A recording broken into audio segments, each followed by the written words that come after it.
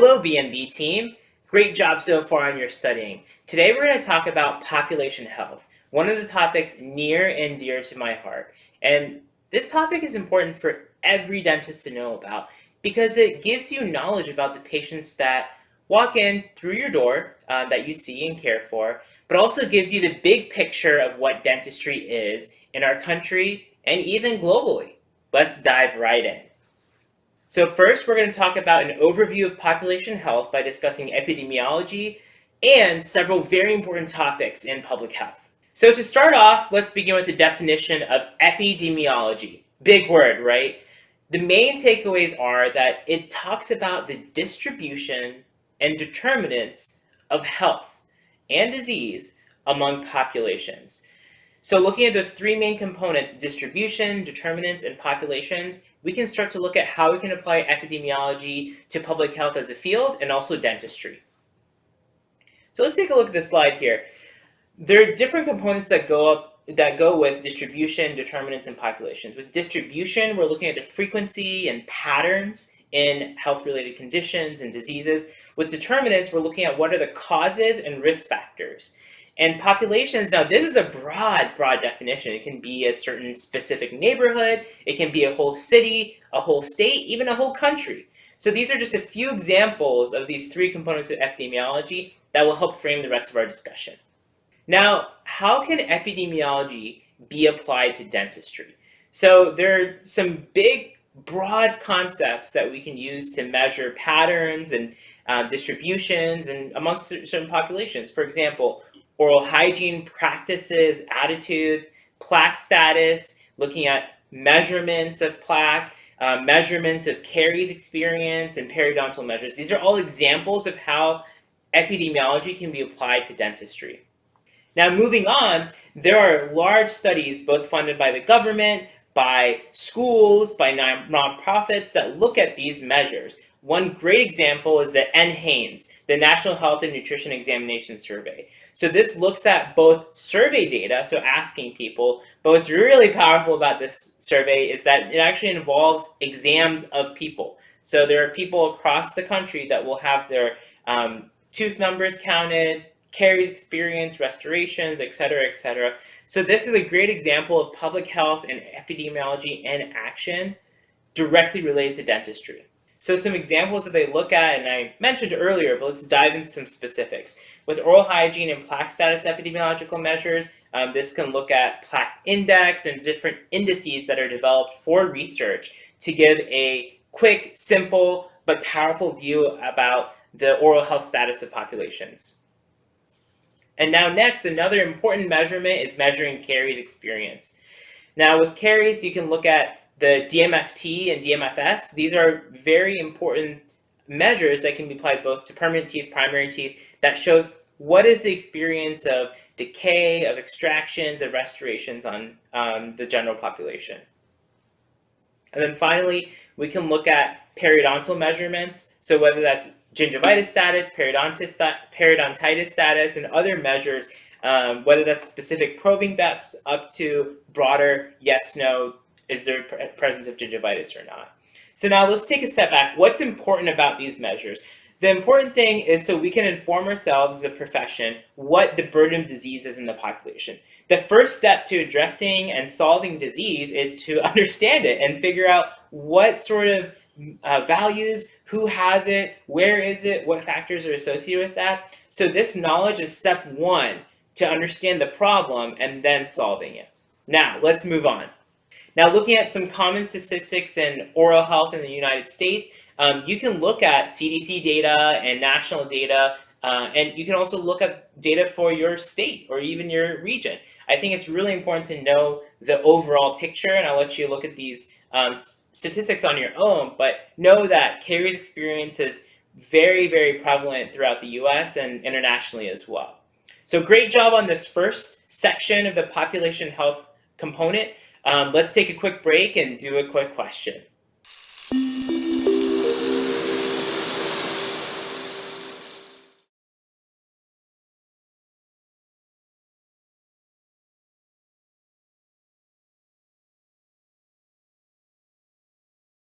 All right, great job on that question.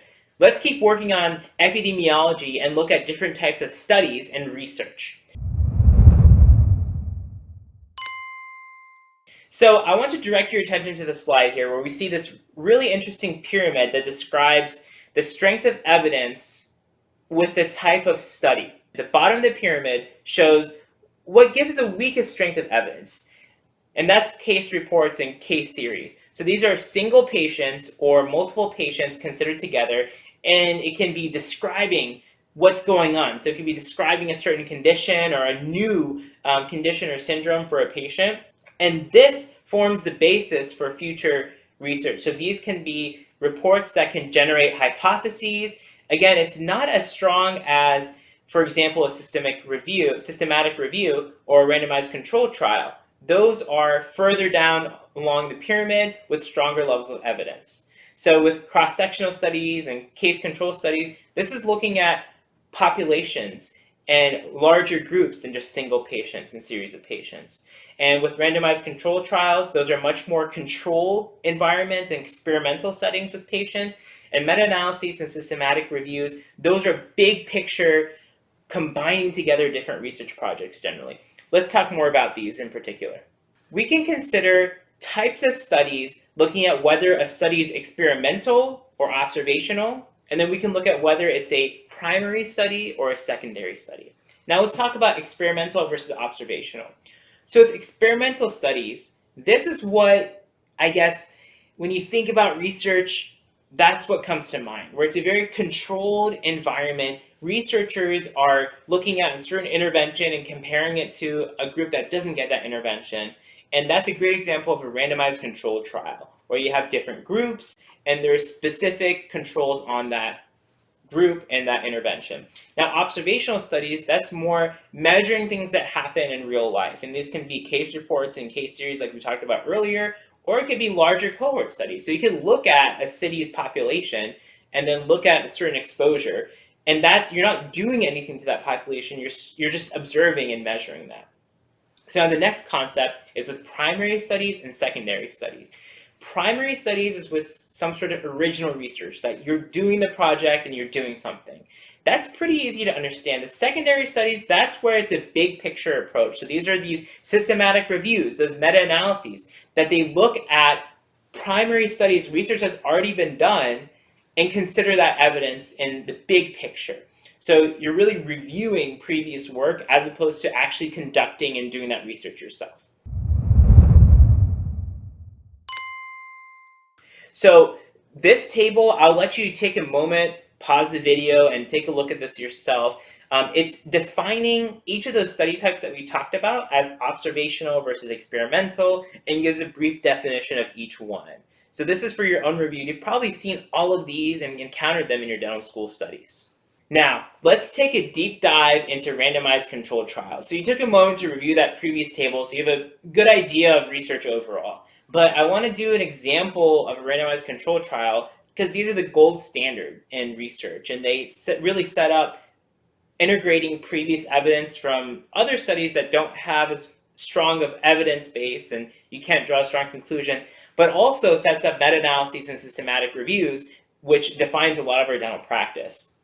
So with a randomized controlled trial, you look at a study population, you define that group you want to explore, and then you make sure that you set specific characteristics that include patients in that study, so inclusion criteria, and then certain exclusion criteria that will exclude patients from that study.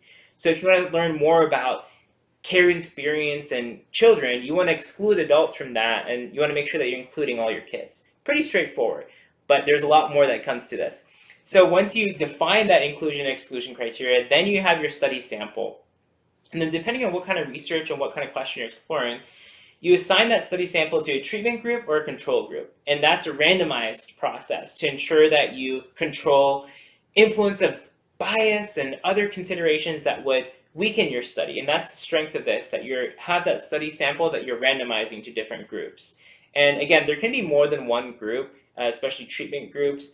But the key is that you have your treatment groups and you're comparing it to a control group. And then you have to consider that sometimes with research, you lose patients to follow-up, and that's understood, and there are processes to adjust for that. And you follow along these treatment groups, and you determine the specific outcome you're looking at. So for example, if you want to look at brushing practices on caries experience, the exposure is brushing practices, and there can be some sort of intervention. So, giving a special toothpaste to a certain group versus using home regular toothpaste for the control group. And you're looking at outcomes of the caries experience on that group. So that's a quick example of randomized controlled trials. Again, understanding that big picture is the most important, and then where that comes into play in the context of other research studies. So now we mentioned some terms in that previous slide. Let's talk about some definitions. We already talked about inclusion criteria and exclusion criteria. Basically, the ticket into the study and some things that disqualify a person from being included in the study. And that could be certain conditions or characteristics. Now, randomization is the key, the crux of that randomized control trial. You're randomizing your study sample into different groups, and that helps reduce bias. And blinding, this is a very important consideration in research in general, and that's whether the patients know what sort of intervention they're getting. So if you give them a tube of toothpaste, do they know that's regular toothpaste, or is this special, really top secret experimental toothpaste? Because that might change how those patients use that toothpaste. And then a double-blind study is when both the participants and the researchers don't know what's in that special tube of toothpaste. So that blinding is very important to make sure that doesn't change the behavior of researchers or participants in the study. All right, you guys did a great job for that first section. Let's take a quick break and we'll do another question.